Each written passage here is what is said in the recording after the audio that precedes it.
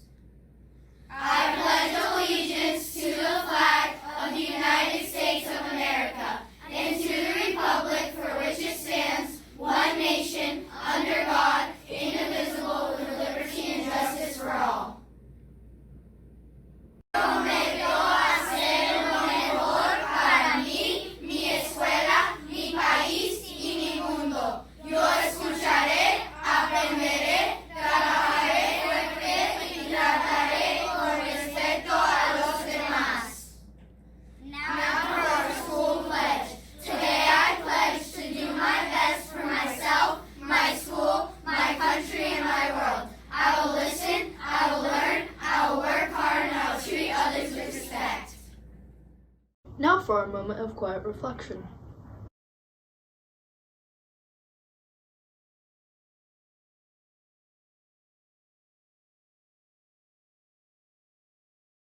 You may now be seated. The December book of the month is A Family is a Family is a Family. When a teacher asks the children in their class to think about ways that makes their family special, the answers are all different in many ways, but the same in one way that matters the most. The Sarah Smith Spelling Bee will be broadcasted on YouTube Live on Friday, December 9th at 9 a.m. Let's celebrate unity within our community. This week is Inclusive Schools Week. My name is Lucy. I'm in the 5th grade and writing is a huge struggle. I would have the whole thing written out in my head. Martin Luther King was a great man who helped lots of people in many ways. But the act of writing that thing, that paragraph, is excruciatingly hard. So, eager to get my ideas out there, I used to skip words. It wouldn't make sense. It'd be Martin Luther King, great man. When I was done, it'd be I couldn't even read it myself. Is that a J or an F? I'd hope the teachers wouldn't read mine because I knew that everyone else had written a paragraph and I had written 3 sentences. I was trying my very hardest, yet I just couldn't do it.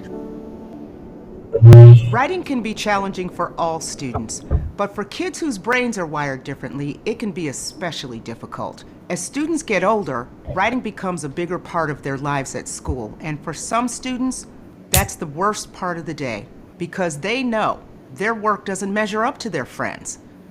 Writing involves mastering so many skills, coming up with ideas, organizing your thoughts, choosing each word, using punctuation, and spelling everything correctly. It's one of the most complex things that we ask children to do. So we need to give students a lot of support. Kids can get started by narrating an essay first instead of writing it. Using voice-to-text software or just dictating can help a lot. And it gets some words down on paper, a huge step for many kids. Once we have that first draft, we can work with students to develop revision strategies so they can start making progress on their spelling, grammar, word choices, and story structure. With practice, writing can evolve from being a big, scary headache into a skill that our children can master one small step at a time. What I find helps, especially for me, cursive. Because with print, I used to forget what I was writing halfway through a word. Since in cursive, it's all one fluid motion, you can just write it. And since it's faster, I can get my ideas out there faster. With writing, one thing that helped me was to be able to organize my ideas with something called a graphic organizer. It's just a page of paper that has a spot for a topic, a spot for certain ideas, key ideas, some details about those key ideas, and a conclusion. We were writing reviews about a granola bar we had made ourselves. I was writing and I finished and I showed it to my teacher, and he looked at it for a few minutes and then came over to our table and said, "Lucy, this looks like I'm reading something a food critic wrote." And I was like, "Thank you."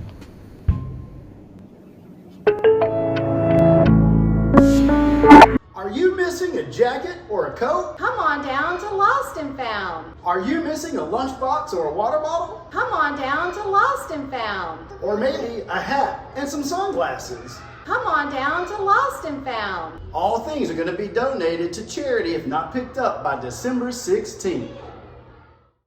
Remember to Be kind, help others, and make a difference. We hope everyone has a marvelous day of teaching and learning. Hej då, that's bye in Swedish.